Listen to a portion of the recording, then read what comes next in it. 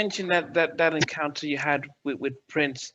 But were there others who gave you that kind of props? Because as I say, you guys were somewhat different in your image and the style.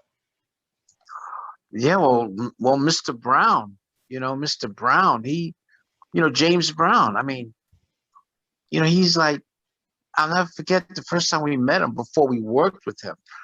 He was another one that loved Alice, I Want You Just For Me. And that's why we ended up doing a whole James Brown album. But he was like, when he first met us, he was so confident. He said, all right, gentlemen, I love you like my sons. I love you like you're my sons, and I'll do this for you. And I think we're going to have a good time. We're going to do a great record. And I really like what you guys doing. And we said, thank you, Mr. Brown. we didn't understand what the hell he said, but we're like, thank you, Mr. And he gave us props. And I'm like, that's James Brown. He knows us. And, working with him, man, a dream come true. Nobody puts us in awe, but working with Mr. Brown, he put us in a little awe, Yeah, no, can you talk about that? Because I've watched a lot, I've seen a lot of his documentaries about, he had his own record label, private jets, he had his radio stations. I mean, he was on, I think no one could really understand the kind of influence and what he had achieved and stuff. But a living legend like that, and it is, but he hadn't had much since, I think it was the Rocky, living in America. So he hadn't. Living in America. Yeah. There wasn't much happening. So the idea of you working with him, who brokered that, and how did, who brokered that, and how did it? Yeah, well, it came from Scotty Brothers, the record company that Mr. Brown was part of at the time. What happens? They contacted me and they said, yeah, we would love you guys to work with James Brown on his entire album, because they wanted him to get back to the R&B roots. Living in America was a big hit, but not really on the black side. You know what I mean? But it was still a big hit, top 10. I think he won a Grammy for that, his first one. So once I got that call, I went back to the guys. I said, yo, they want us to produce James Brown. Everybody went crazy. I remember Shy jumping into my arms, and it was ridiculous. It was like somebody hit the lottery. And I was like, we're going to work with James Brown. So we were so excited, and we was in a little awe. So then people are saying, oh, he's mean. He's mean in the studio, man. He's a mean guy, blah, blah, blah, blah, blah. Because we didn't know what to expect. So once people started giving us their rumors, I said, let me call somebody that worked with him and give us the lowdown. It was Dan Hartman, because Dan Hartman was the producer that produced Living in America. Okay. But Dan Hartman was also an artist himself, that he would do songs like Relight My Fire and Instant Replay. That was Dan Hartman, a disco guy. And so I called him up and I said, Mr. Hartman, Dan, I mean, we're getting ready to work with James Brown. I mean, could you give us some tips? What do we do? We heard he's mean. What do we do to work with James Brown? He said, well, you damn sure don't call him James. You call him Mr. Brown. And we called him Mr. Brown throughout the whole time we was working with him, which was like 2 months. And he prepped us what to do, what to say, what not to say, whatever. And this was the time that Mr. Brown was in trouble with the law, and he's going through his own personal thing. Yeah. So we was in and out working with him as he's going through all of that stuff. I mean, it was so crazy that, every time we saw Eddie Murphy somewhere, Eddie Murphy would say, oh man, full force, it's y'all fault that James Brown is just going off his rocker, man. Full force to say James Brown go off his rocker. Oh my God. But working with Mr. Brown was indeed a treat. And we're just proud that his last 2 top 10 records in his career was a song that we wrote, both songs that we produced, called I'm Real, which went to number 2 on the Billboard charts, and then Static, which went number 5 on the Billboard charts. So working with him was incredible, incredible. Yeah, I mean, as I said, I was still in high school in Nigeria when I'm Real comes out, and it was like a hip hop sort of, it was a big track, because normally I think James Brown was my grandfather's kind of stuff, but to be able to listen to something that he brought out apart from the Rocky stuff, but this was really current and stuff.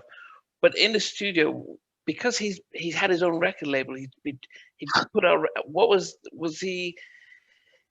Did he allow you guys take control of the session, or was he say this time I'm going to do it, and you just had to say yes, sir? And what was it like? He gave us total respect. He let us do our thing with him. We showed him this, showed him that.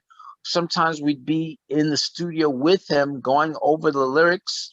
You know, sometimes certain things he might not want to say, like we had a lyric where we say, I'm so real and I'm so deaf. But he didn't want to say that. He said, because, you know, deaf, we meant DEF, deaf. Yeah. But he said to us, well, first of all, I'm not going to say that because where I come from, deaf means hard of hearing. I'm not hard of hearing. I'm not hard of hearing. I'm deaf. So we said, okay, Mr. Brown, we'll change that. So we changed it because it was supposed to be, I'm so bad and I'm so deaf. But he didn't want to say it. So we had him say, I'm so bad and I'm so real. And then in the back, we went, so deaf. This is my this is my world, my world. All you copycats out there, get off of my tip. I'm James Brown with force. Ain't taking no lip. And that song was a statement song because at that time, I mean, come on, everybody was sampling James Brown left and right. And Mr. Brown, he didn't mind the rappers doing it, but he hated that he never got paid anything. They put his voice on records and sample his bass loops, his drum beats, and they didn't do another. So when we came out with that song, it was a statement. I'm so real. You know, we got when we opened up the video coming out of Copycat Studios, and we're like, this is the place that everybody's stealing from James Brown. James Brown, yeah, Copycat Studios. And you know, we had in there, it says, James Brown said, you better take my voice off your records till I'm paid in full. You know, you say you learned from me, stone to the bone. Then you take my arms and my legs and try to use it for your own. So we had lyrics there that James Brown wasn't playing. It wasn't until after that record, then the copyright laws started to be enforced to protect not only Mr. Brown, but George Clinton, Palmer, and Funkadelic, because the rappers were swiping stuff left and right. And listen, Questlove, he was a good friend of ours. I remember he said, man, it's so crazy because when you guys were working with James Brown, you guys was using the same method that all these rappers was using it and using James Brown. I said, yeah, but the difference is we're using it on James Brown. So if we sample James Brown for James Brown is getting that money as well. So that's how we did, you know? Yeah. But I mean, because I remember reading, this is, you know, during the 90s and the 80s, that I think Big Payback was probably one of the most sampled track in R&B. But I wasn't aware that he wasn't getting paid. I mean, I thought not at all. Not at all. After this record and they changed the laws, was he able to get backdated pay? Was he able to go after? Because yeah, I don't know about backdated pay, but after that he was getting paid. He might have got some backdated paid. Yeah, but he started getting his name started appearing on those records as a songwriter as well. I mean, you know, so because before he never did, and he never got any money, and that's why we made a song called "I'm Real." Otherwise, we wouldn't have been. If he was getting paid, there's no way we'd say that lyric. You know, you know, you better take your voice off my records till I'm paid in full. You know, so. Yeah. So the you know, after you work with him, I mean, and you're in the video, for you guys, your parents. Because I'm sure they would have been listening to James Brown. What was their thoughts? Did they get to meet him? Did you? My father was in the studio with us, and he met Mr. Brown. Mr. Brown called my father Papa Force. That was his nickname for him. So it was great. My mother spoke to Mr. Brown on the phone and met him during when we did the video for "I'm Real." So yeah, man, they was living their lives through us as well. So I mean, working with Mr. Brown was great. When he started dancing in the recording booth, when we did a song called Time to Get Busy, I'm like, yo, look at Mr. Brown, he's dancing to our joint. What the hell? It was crazy.